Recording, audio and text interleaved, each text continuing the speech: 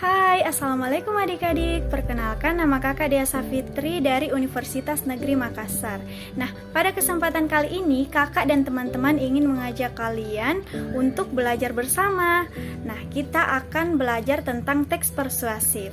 Tapi sebelum itu kakak ingin bertanya kepada kalian, apa sih yang kalian ketahui tentang teks persuasif? Kalian boleh menyebutkan satu kata saja tentang teks persuasif. Ya, betul, mengajak. Apalagi? Membujuk. Apalagi? Membuat orang yakin. Betul sekali. Jadi kalau misalnya kakak bilang, ayo kita sama-sama berolahraga agar tubuh kita menjadi sehat, apakah itu termasuk teks persuasif? Ya, betul sekali. Itu termasuk teks persuasif karena kakak membujuk atau mengajak adik-adik untuk mempercayai bahwa berolahraga itu membuat tubuh kita menjadi sehat. Karena seperti yang kita ketahui, kalau kita berolahraga, tubuh kita akan menjadi sehat, kan? Tapi kalau misalnya kakak bilang, simpan buku itu di meja, apakah itu termasuk teks persuasif? Ya, betul, itu tidak termasuk teks persuasif karena sifatnya meminta adik-adik atau menyuruh adik-adik. Jadi itu tidak termasuk teks persuasif ya. Tapi kalau misalnya kakak bilang lagi, ayo kita sama-sama belajar agar kita menjadi pandai, apakah itu teks persuasif?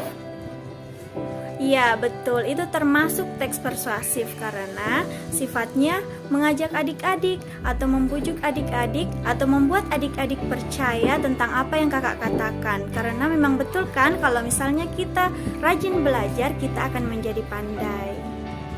Jadi kalau misalnya adik-adik mempunyai tugas atau ditugasi oleh guru untuk menyimpulkan apakah teks ini teks persuasif, adik-adik bisa melihat teks itu atau membaca teks itu.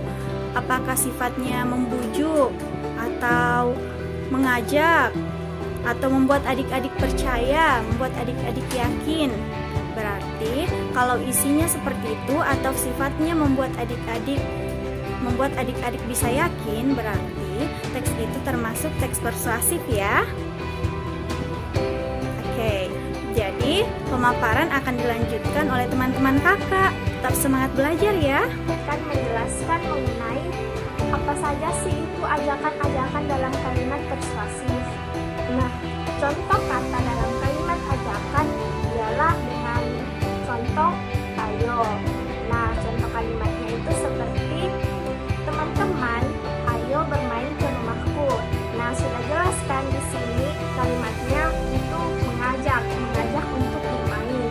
Nah, selanjutnya kita harus mengenali ciri-ciri kalimat persuasif itu sendiri. Nah, ciri-cirinya tentunya harus berupa kalimat yang mengajak untuk bermain, mengajak untuk belajar bersama, dan tentunya dalam kalimat tersebut itu berupa kalimat yang fakta, bukan kalimat yang dibuat-buat atau kalimat yang tidak masuk di akal.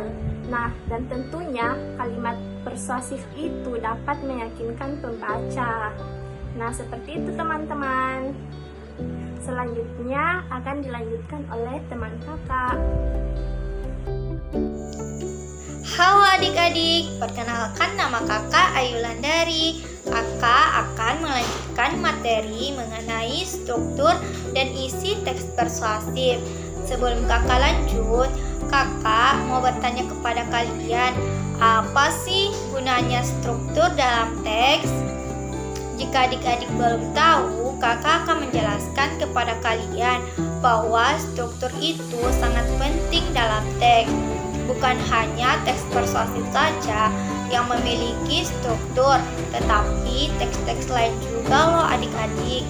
Nah, fungsi struktur dalam teks persuasif itu sangat penting dan digunakan untuk menyusun kalimat rujukan dan mempunyai 4 struktur yang terdiri dari pengenalan isu, rangkaian argumen, pernyataan ajakan, dan penegasan kembali. Isi dari pengenalan isu adalah berupa pengantar pada teks yang akan dibahas. Rangkaian argumen merupakan pendapat dari penulis mengenai isu yang akan dikemukakan. Pernyataan ajakan berupa kalimat ajakan bagi para pembaca untuk melakukan sesuatu. Dan yang terakhir terdapat penegasan kembali, yaitu untuk memperkuat pernyataan dan argumen-argumen sebelumnya. Nah, itulah tadi penjelasan kakak mengenai struktur dan isi teks persuasif adik-adik. Semoga adik-adik bisa mengenali dan memahami lebih dalam mengenai teks persuasif. Sampai di sini dulu ya adik-adik.